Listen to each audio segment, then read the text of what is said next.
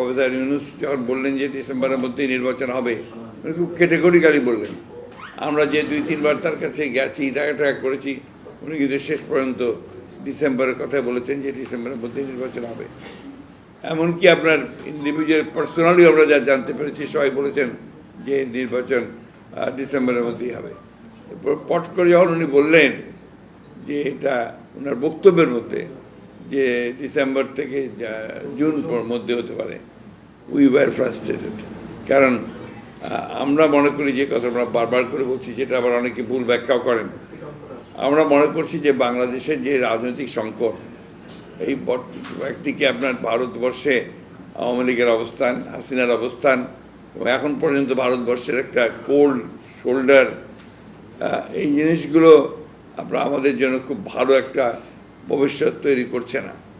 সেই ক্ষেত্রে আমি যদি বলতে যাই, তো অনেকে আবার আমাকে ভারতপন্থী বলবেন। একদিকে যেমন ধরেন মার্কিনীদের সঙ্গে, যুক্তরাষ্ট্রের সঙ্গে আমাদের ভালো সম্পর্ক রাখতে হয়, অন্যদিকে আমরা চীনের সঙ্গে ভালো সম্পর্ক রাখতে চাই। আমাদেরকে যেমন যুক্তরাষ্ট্রের সঙ্গে ভালো সম্পর্ক যুক্তরাজ্যের সঙ্গে রাখতে হয়, ঠিক একইভাবে আপনার আবার অন্যান্য ইউরোপিয়ান ইউনিয়নের সঙ্গেও আমাদেরকে ভালো সম্পর্ক রাখা উচিত বলে আমরা মনে করি। এটা বাংলাদেশের এটা যে জিওপলিটিক্যাল যে অবস্থান, রাজনৈতিক যে অবস্থান, অর্থনৈতিক যে অবস্থান, সব মিলিয়ে এটা ডিমান্ড করে যে Bangladesh should be friends to all. সেই ক্ষেত্রে আজকে আমার যে গণতন্ত্রের শত্রু, তাকে ভারতবর্ষে বসিয়ে রেখে আমি আপনার নির্বাচনটাকে পেছাবো, এটা আরও বেশি সংকট তৈরি করবে বলে আমার মনে হয়। আমরা যেটা বারবার করে বলেছি যে নির্বাচনটা যে আমরা চাচ্ছি, এটা নট বিকজ অফ যে আমরা ক্ষমতায় যাওয়ার জন্য চাচ্ছি।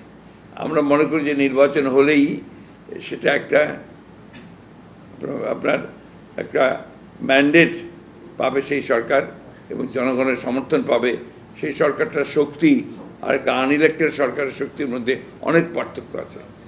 That is very important. এটাতে ইউটিউবিয়ান কথা বলতে লাভ নেই।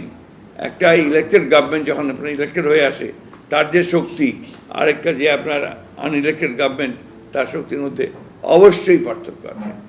আমাদের প্রশ্নটা ওই জায়গায় যে আমরা যদি ইলেক্টেড হয়ে যাই, ইলেকশন যে হয়ে যায়, তার একটা শক্তিশালী অবস্থান দাঁড় করাচ্ছে। আর যেহেতু BNP is committed for reforms, এটা তো আজকে না, আমরা 2 বছর আগে, এমনকি আরও আগে, আমরা আরও আগে আপনার 2016-তে আমরা আপনার ভিশন দিয়েছি। So it is our commitment যে আমরা আপনার পরিবর্তনটা চাই। তখন তো আপনার এই প্রশ্নগুলো আসেনি। আমরা 2016-তে যে ভিশন দিয়েছিলাম, তখন কিন্তু আমরা অন্যান্য ছেলেপেলেদের সমস্যাগুলো ছিল না। কিন্তু এখন তো, তখন আমরা বলেছি যে আমাদের মনে হয়েছে যেটা কাঠামোগত পরিবর্তন করা দরকার। ঠিক একইভাবে আপনার আমরা 22 সালেও কাঠামোগত পরিবর্তনের জন্য এককভাবে নই, আমরা অন্যান্য রাজনৈতিক দলগুলোর সঙ্গে, প্রায় 42টা রাজনৈতিক দলের সঙ্গে কথা বলে আমরা কিন্তু আপনার ওই জায়গায় এসেছি, 31 দফার জায়গায় এসেছি। আপনারা জানেন যে এর জন্য কত মূল্য আমাদেরকে পে করতে হয়েছে।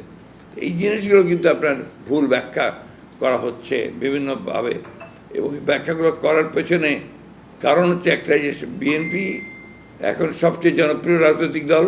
সুতরাং বিএনপির জনপ্রিয়তাকে যদি কমিয়ে ফেলা যায়, তাহলে যারা আপনার একদিকে বিএনপির বিরুদ্ধে অথবা দেশের বিরুদ্ধে অথবা গণতন্ত্রের বিরুদ্ধে, তারা ফায়দা লুটতে সহজ হয় তাদের পক্ষে।